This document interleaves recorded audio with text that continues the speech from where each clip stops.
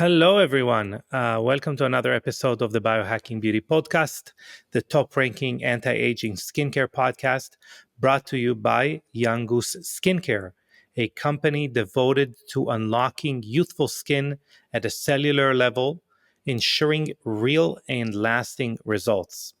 I'm your host, Amitay, the CEO and co-founder of Young Goose, and my aim is to simplify the journey to youthful skin aging.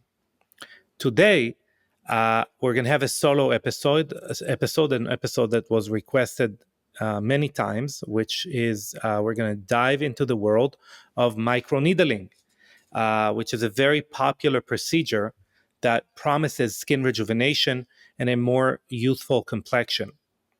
Here's some of the things that we're going to cover today in this episode. One is going to be the benefits and risks of microneedling for skin anti-aging. We're going to cover the key differences between at-home and professional microneedling. And we're going to look at safe practices and effective alternatives to microneedling. So get ready to rediscover a more youthful and rejuvenated version of yourself as we explore how microneedling can be a part of your skincare routine. So I think we should start with really what microneedling does to your skin, or what microneedling is really. So microneedling creates tiny punctures in the skin, initiating a healing process that boosts collagen production. This can reduce the visibility of scars, wrinkles, and pores, leading to firmer, smoother skin. And I think there is a point here that we sometimes kind of go over when we talk about skin rejuvenation. You would hear me often, whether it is on other podcasts or here on the Biohacking Beauty podcast, talk about the role of inflammation, and that sometimes inflammation is good and sometimes inflammation is bad. And why am I saying that? That's because inflammation really is the signal for repair in our tissue. For example, we're going to go to the gym, we're going to lift weights, we're going to create micro tears in the muscle. The reason your body knows that it needs to correct this damage is because of inflammatory markers, inflammation being expressed in the tissue, which then recruits renewal. So inflammation is our communication signal. You can really think of it as audio signal. And there is a reason I'm saying that, but you can think of it as communication signal between the area where damage happens and the body's reaction to that damage. And that is important because this is the good side of inflammation. The problem is if the damage and the repair is not resolved, then we can experience something that's called chronic inflammation, which would lead to the accumulation of chronic inflammation. You can think of it as static noise. So if we have communication for repair, this repair is not being handled well, and inflammation becomes chronic. It's like having a lot of noise behind you, and your body cannot really perceive other signals, signals for repair it needs to address. And as time goes on, we accumulate more and more and more of that static signal, of that background noise that doesn't allow our body to kind of go in and treat areas that it needs to treat. So that's a little bit about inflammation, and that's how we drive something called inflammaging, which is a part of skin aging. But now we're actually going to be talking about the positive area of inflammation, which is controlled damage. So the interesting thing about microneedling is that it can go to a tissue, it can penetrate in a very controlled manner and create damage that is very, very, very, I would say it's very unique and singular. It means that it doesn't create a lot of collateral damage. It only creates damage where we then want the body to go in and repair that damage and create a more robust tissue. You can really think of micro tears in the muscles after we work out. So this is microneedling as a whole, whether it is at home or professional microneedling.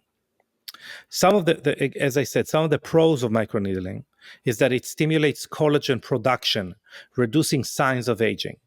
A lot of the times we hear about people taking collagen supplements, or 20 years ago, 10 years ago, some companies still do it now. They have collagen in their products, which collagen we know is too big, it doesn't absorb. But even if it absorbed, the problem is not your body not having collagen, it's your body making collagen and then using it. So again, we can make the body create collagen, which obviously is hugely important.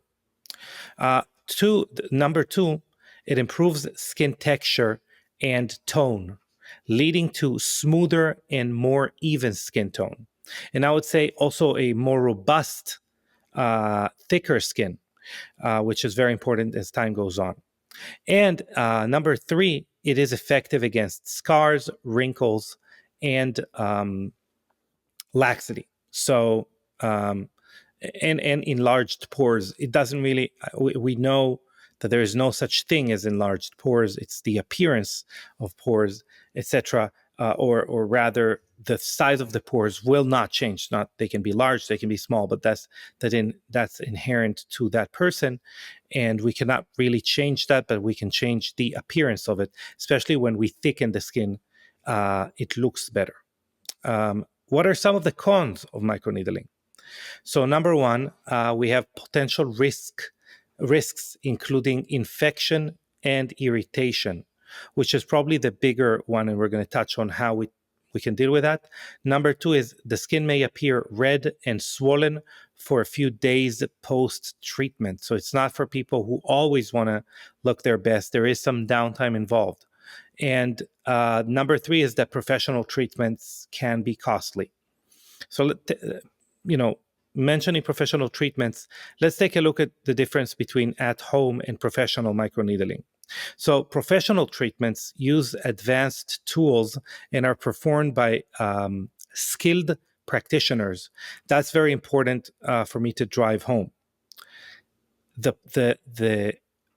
When we're looking at the microneedling, the person who will administer it, we want an intelligent person. We want a person that understands the architecture of the face, of the skin, symmetry of beauty, everything that we would want from the person who treats our skin and in general takes care of our beauty. But we really want to look at someone that has a lot of, as I call, hand mileage, that has done a lot of treatments, and you're not their first client. I am aware that they had to get their experience somehow, but we're talking about what we should look for. So we should look for someone that is highly professional using a microneedling device. And because some damage can happen with professional microneedling devices, and we're going to touch on it in a little bit.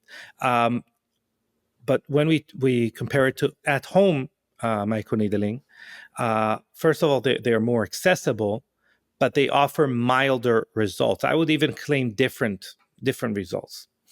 So let's look at home microneedling. Pros: it is more affordable, it's more convenient, and you could do it more often. The cons are the results are less significant than professional treatments. And when we say less significant, it's not that the professional can create more damage that you cannot do at home.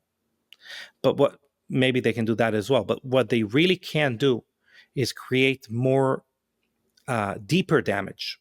So there's actually limitations by the FDA on the length of the needles that you are allowed, that someone is allowed to sell you for home use. And for professionals, the length could be double, even triple. And that really matters as far as like what tissue are we stimulating? Because the at-home devices do not really reach the layer that would encourage significant collagen production. I would, put a little caveat there and say, if you really tried, you could find professional devices to buy for home use. Like I've seen people do that. If you do, make sure that you first of all kind of take a look at what I'm saying about professional devices, and maybe we'll focus on that here, which is professional devices move in a different way, where they move in a rotation fashion most of the time, while also going up and down. It could also only go up and down, but the main thing is they have a very small surface area. They're very limited. The diameter of the device is very small, so you need to move it around. And the problem with moving it around is that you can actually create damage while moving it around. Okay, so it's very important to maybe practice on other areas of your body and making sure that you are not creating damage which you're going to regret. Another thing is that these devices are a little bit more tricky to clean, and it could be more expensive if you used use heads for those devices. So I'm going to mainly tell you, refer to the instructions on how to use those devices. There are people that really do a good job online on kind of tutorials on how to use them.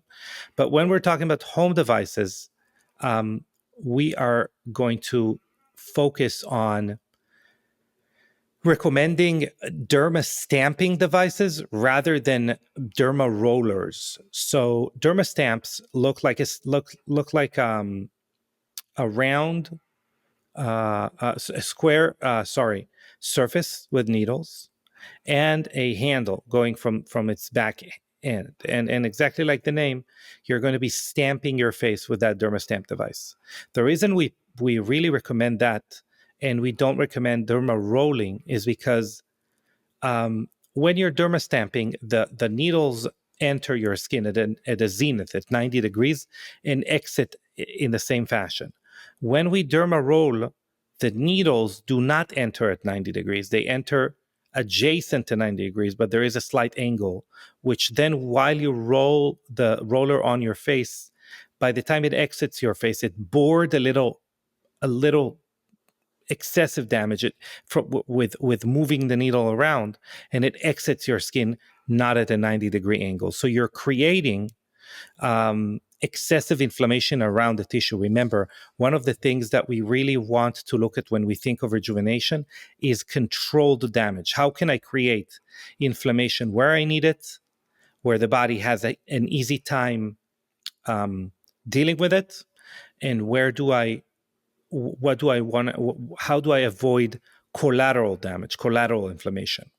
Because what's going to happen is you're going to develop more scar tissue as part of that healing, and you're going to incur more residual inflammation when doing it for a long period of time. Another thing that in derma rollers are a problem is, again, cleaning them. You need to submerge them in 70% alcohol, whereas the derma stamping, most of the time, they have detachable heads. In any case, I'd highly recommend cleaning them if you're using the same head multiple times. Talking about professional microneedling, talking about the pros. So the treatments, as I said, they are deeper and they provide a more significant results because they reach a layer that is in charge, the layer that is providing our skin with structure, whereas the layer that the at-home microneedling reaches, it does thicken the skin, which is extremely important. It does create some inflammation that then the body goes ahead and heals, but it's not deep enough to create real structural collagen changes. The cons of professional microneedling is higher costs and requires obviously scheduling and appointments. You need to get out of your house for the most part. In case someone's wondering, the layer, the depth that we need to reach in order to create those collagen changes, structure changes, are around 1 millimeter, where at-home devices normally reach 0.5 millimeters. So what should we be looking for when we're talking about professional microneedling? And that's something I covered before, earlier in this podcast, um, we want to choose a reputable practitioner. And reputable, it could be a friend recommending, but we really want to do our research. And what we could do is locate a company that makes microneedling devices. We, for example, love a company called Dermapen. And that is just because, for example, I know the American distributors and I know they're very nice people and very committed as a company.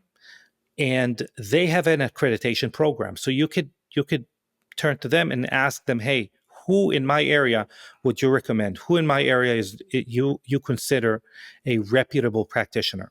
So that is a way where you could kind of locate your practitioner. You could obviously get recommendation from friends, but that is limited. You're relying on their opinion rather than kind of clinical opinion.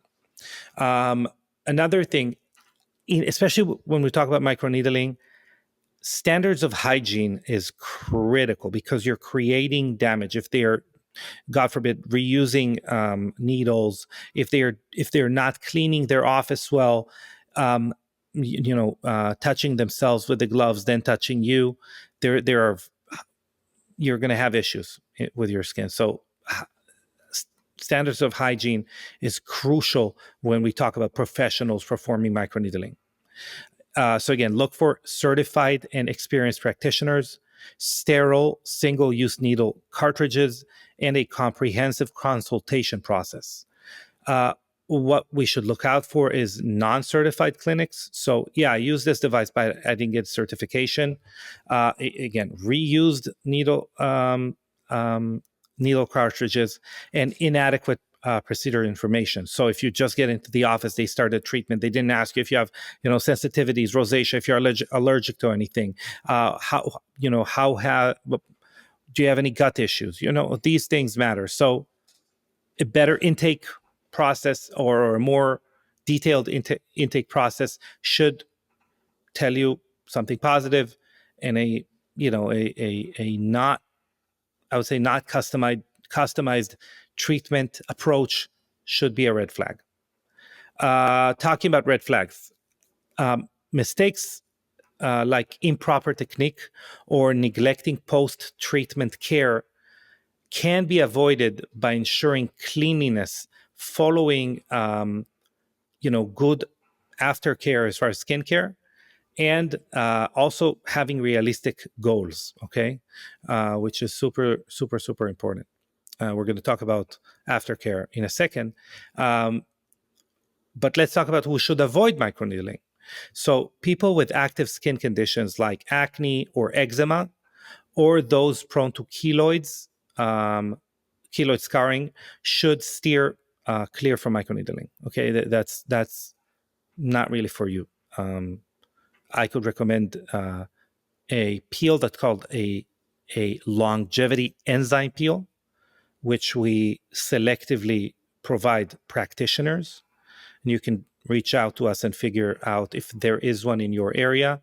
These are practitioners that we deem highly, highly professional, and that have gone through our screening process and are accredited by us. So that is something the people that I've been referring to can do. You can reach out to Young Goose, and we'll let you know if there is a practitioner in your area. So again, safest practices and post-care products. So start with a consultation, use a clean device, and follow up with soothing products, such as, for example, adaptogenic cleanser. I would recommend BioBarrier. Okay, BioBarrier has both. First of all, it repairs the skin barrier. Skin barrier is not something that we want to damage, but in order for the needles to reach where we do want to create damage, they need to pass through the skin barrier. So BioBarrier has a biomimetic complex that literally is sealing back the skin barrier, like Wolverine. Not the animal, the comic book character. But also it has ingredients like vitamins and a really cool patented ingredient called Chromabright that allows the skin to then regenerate in a much better fashion with less scarring, less pigmentation than it would have otherwise.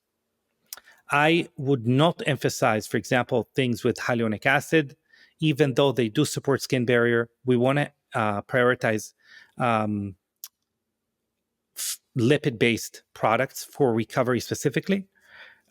Whereas for what we call pre-juvenation, kind of to prepare the skin for microneedling, I would recommend a water-based serum, for example, Youth Reset, to be the serum of choice. You could also use lipid-based like ProCare. You could use both of them, but we really want to make sure we have something like Youth Reset because it penetrates extremely deeply into the skin and allows to support the response to professional microneedling in a more youthful fashion. Because what we want in the end is a response that corresponds with the skin's optimal ability to recover, and that's youthful ability. So following up with BioBarrier, Youth Daily as a moisturizer, and if it's at night, following it up with a hyperbaric mask. Oh, and if it's the morning, then BioShield SPF 40. At night, the hyperbaric mask is important for many reasons, but the main reason is that because it has a patented peptide called Tego Pep Up 4, which is a peptide that literally upregulates the expression of collagen genes. So if you remember at the start of this podcast, I said it doesn't really matter if we give the skin collagen. What really matters if the skin can create collagen, can respond in a way that creates collagen in an effective way, and in a way that that creates an abundance of collagen that we don't create scarring. So there is types of collagen. We want youthful collagen. GHKCU is another peptide that you can look for. Copper tripeptide 1, it is called. And a lot of people, if they inject peptides, they would know it as GHKCU. So Youth Daily has GHKCU, and this is a peptide that, again, improves the healing of the skin tissue. Let's talk about alternatives to microneedling. So we talked about if you have an active skin condition, we recommend the peel that is called longevity enzyme peel. It's a little bit hard to find.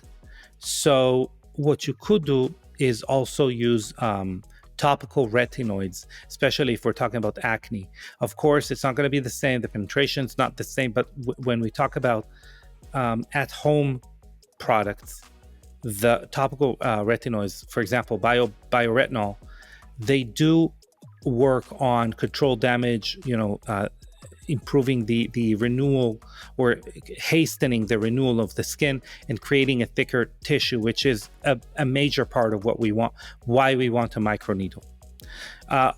As a professional setting and with people without conditions, chemical peels, for example, copper peptide peels that we provide, many practitioners in the United States use them, or another one's called the Perfect Peel. It's okay. It's not a bad peel at all. That's a peel to look for. And also something that I'd recommend doing very seldom, maybe once every 5 years, is laser resurfacing.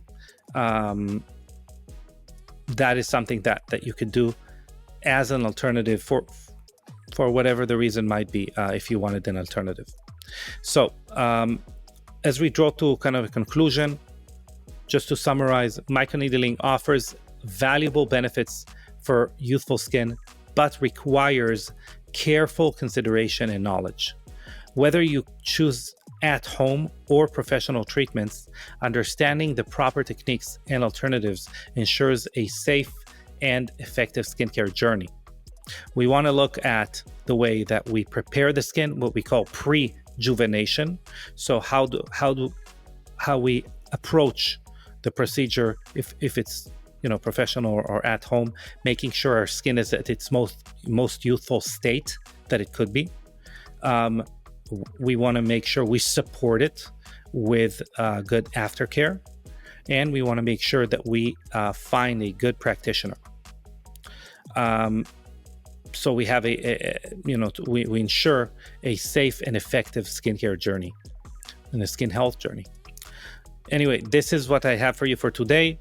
Stay tuned for more insights on less invasive rejuvenation methods in our upcoming episodes. And remember, we are here to help you biohack your beauty and reverse the functional age of your skin. So thank you everyone for joining Biohacking Beauty. Again, if you enjoyed this episode, what we ask you to do is to go to the platform that you're listening to the episode on, subscribe, and leave us a review, because this is the way that that whatever platform it is, it learns that this was valuable for you, and it's going to recommend it to other people who are interested in the same things you're interested in. And that way we can help more people, we can grow the biohacking beauty movement, and benefit everyone. So if you enjoyed, subscribe, leave a review and a comment. It will be highly appreciated. But until next time, thank you very much, and take care.